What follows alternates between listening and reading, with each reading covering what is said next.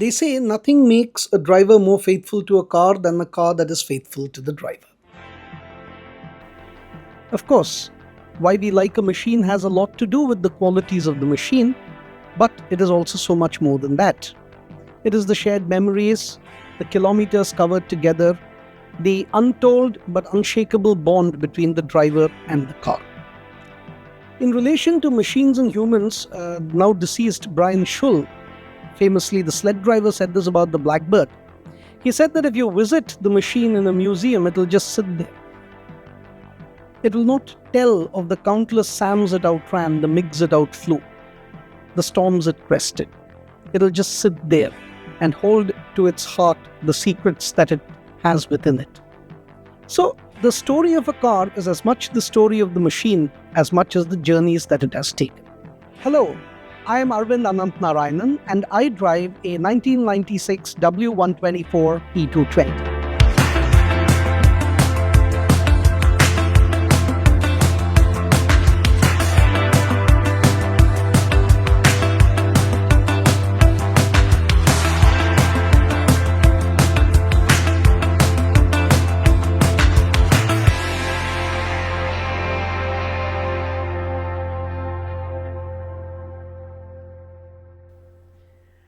The affections of a driver with a car, or as Mercedes puts it, what makes a driver faithful to a car, is a faithful car, but it's so much more than that. The bond with the machine is the bond of the journey, the roads traveled together, and that is indeed the case with me and this car as well.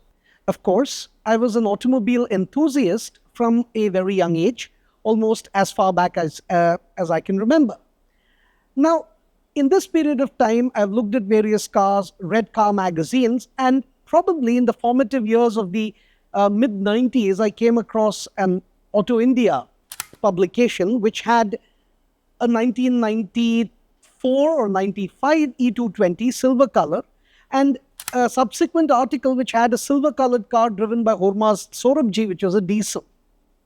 Here was a car which was a spaceship compared to everything else that was on Indian roads at the time. And as time would later show us, would be the pinnacle of Mercedes-Benz's engineering-led product development. It was a durable car, a car built to carry the reputation of the 123 forward. It was also avant-garde in engineering where it mattered. Not for it the stylistic whims which would change with the flows of fashion. It was above and all else a considered and thoughtful product. While we can all argue that cars are ephemeral and have a product life of 8, 10, whatever years, Bruno Sacco evoked something of a permanence into this vehicle. Form follows function. With the safety engineering of Bella Barinier, Werner Breitschwert handling the helm as far as engineering matters, and styling falling to Bruno Sacco, this car represents the pinnacle of upper mid-size executive cars.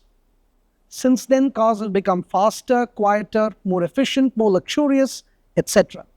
But none of them encompass the values of what a durable, comfortable, mid-sized executive luxury car should be, like the W124. Now, of course, all the enthusiasts who know this car know that it came out in the mid-90s as an end-of-life product into India, and a lot of the Indian customer base at the time clamored for the W210. The W124, by contrast, was in many ways a product developed, a situation where conclusions were arrived at rather than decisions reached. And it is this charming engineering which endears this car to the user. Its qualities are not evident on the very first drive. It doesn't stand to seduce. Rather, it impresses with its considered engineering. So I've always had a soft spot for the W124, as the previous ramblings seemed to suggest.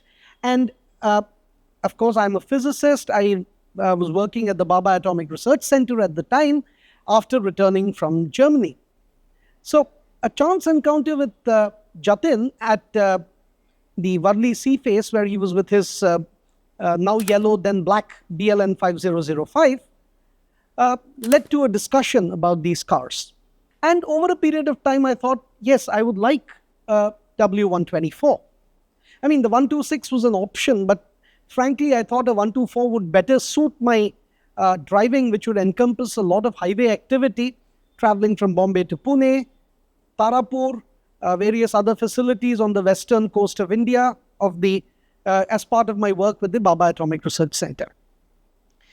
What was required was a car which would be durable and reliable, which then led Jatin to put me in contact with a mutual acquaintance who had this particular car, this W124.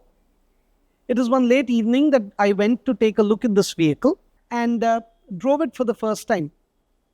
It needed a few mechanical items. The owner was also upfront about that, but there was something noble, something quintessentially engineering about the way it went down the road.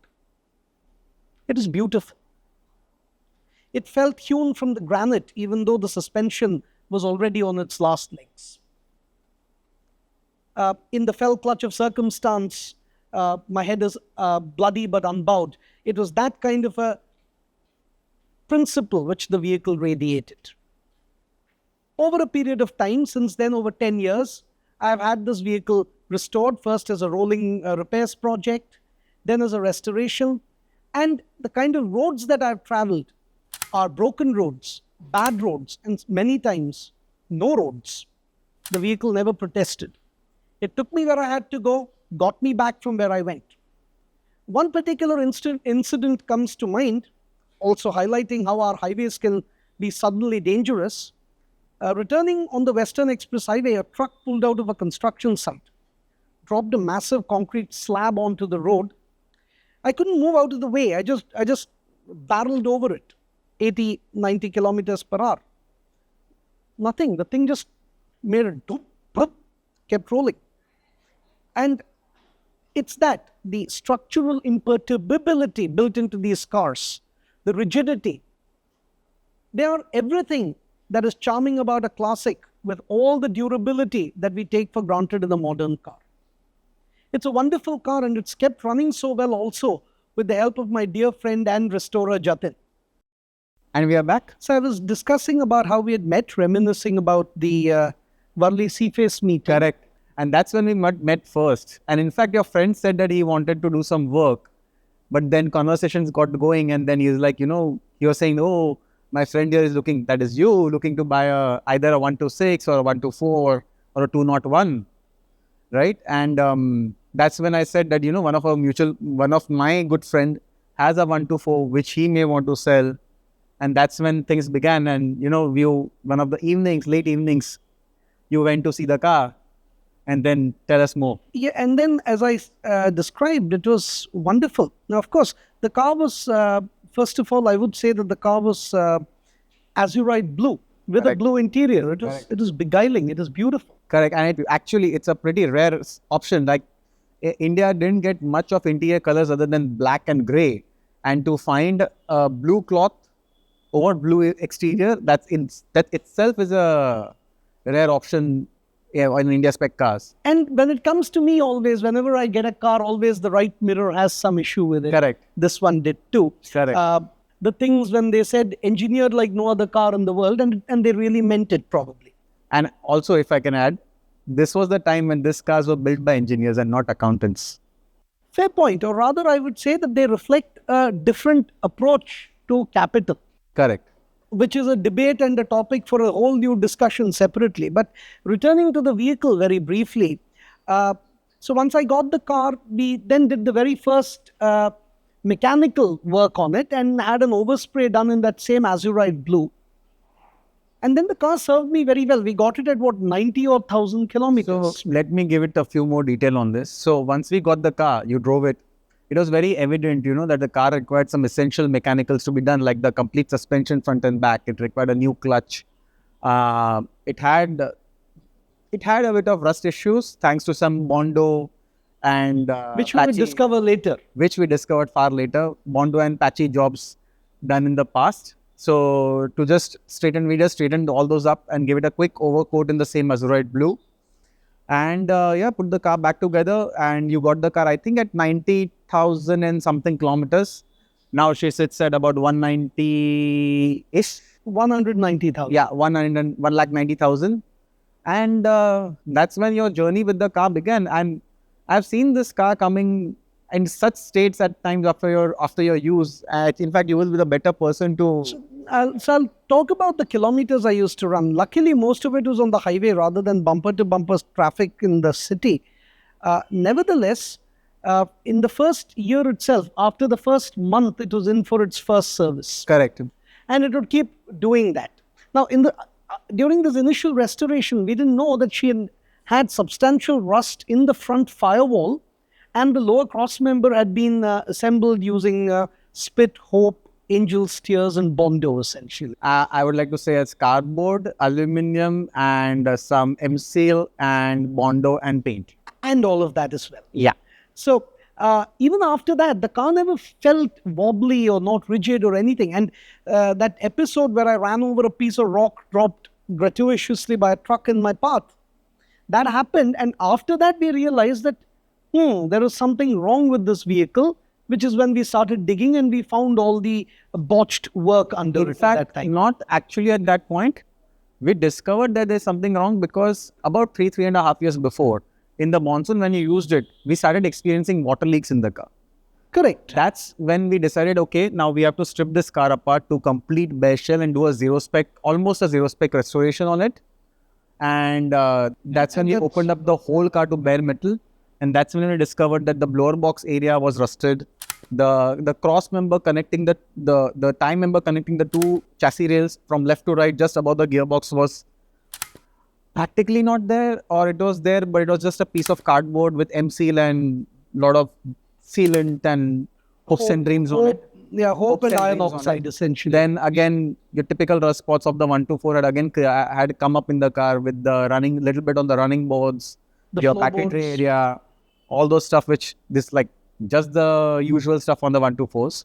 So all of that got done, and then when it came to paint, again, that's when we had a discussion, should we go to Azurite? To which I said, well, we can go back to Azurite, but we have lived with Azurite all these years. Why not try something else? The inspiration of this current color actually came from a very famous YouTuber. His name is W124, or also known as Tim Burton. Back in the day, during the peak COVID lockdown, he bought himself an SLS AMG Black series and painted it this exact shade, which is called as Designio Mystic Blue.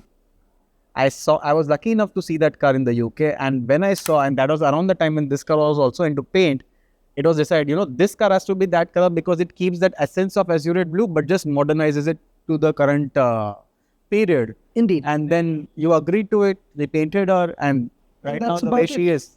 And also while, after the restoration, knowing that you do highway kilometers, knowing that this car is frequently exposed to stone chips, rock chips and everything, we have also done a full PPF on the car.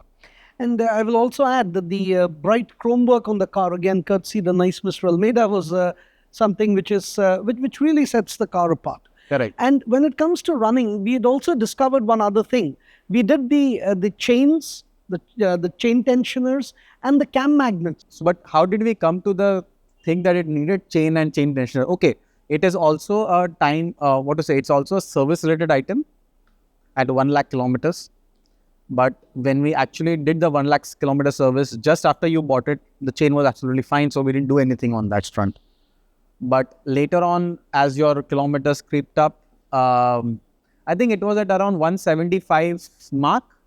That's when we noticed that engine sound had gone up slightly a bit up. And at low RPM, you should not have that grunt instant grunt. And that's when we decided that, it needs new hydraulic lifters, it needs new cam advancers, and it needs new intake camshaft and new timing chain. So we did all of that. And after that, it just felt like a brand new engine again, which even today can outlast and shame a lot of modern cars and outrun them as well. Well, outrunning it's good to have the option, but the joy of the car is to waft around. Or you can do that. And even in the higher gears, you can just use the torque of the engine to keep gently rolling along and enjoying the ride quality of the machine. Now, by giving up this, oh, look at me, all flexed muscles and He-Man shoulders that modern cars have, and I do not know why they have to be so sporty. Obviously, it sells. By eschewing all pretenses of sportiness, it can focus on its core of being a wonderful executive car. And the funny thing is, after the work that Jatin just described, and the fact that we run very good quality oils and all that, this vehicle is surprisingly fuel efficient. It's not the horror 6 kilometer per liter that everyone imagines. Correct. It is not the 22 that a VW gives, a TSI VW will give, but it's reasonably good and in the middle, and pretty comforting in that sense. I have seen on multiple occasions he rolling into the shop with the trip meter gone, like turn the entire circle. So the trip meter will go an entire circle and become 0 after 999.9 kilometers, and still the tank still showing 1/4 tank of fuel left. I have seen it in present, and I know it's very difficult for everyone to believe that 1 full tank of fuel under his use, It goes 1,000 kilometers. and the kind of fuel it gets, and with the kind of seated driving he does, we have seen this car returning anywhere between 15 to 16 kmpl. I know that's shocking. It's shocking for me as well, but it does. I mean, I've seen you grow from when we met to what you are today. And it's all because of this machine, because of the places it has taken you. True. And at times it has taken you with zero notifications given. True.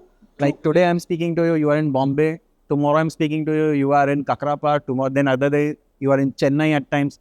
And this car never has let you on the side of the road. It has never. Ever. No, it has never. Ever. Now, coming back to the kind of roads it saw also, there was mud. And those muddy tracks, I'm sure that a picture of it will pop up somewhere here. It would get that thick brownish reddish mud all over the vehicle, and then after the rains, when it would show up at Jatin's shop to have it washed, approximately where we are sitting currently, there would be rivers of orange and brown running down here.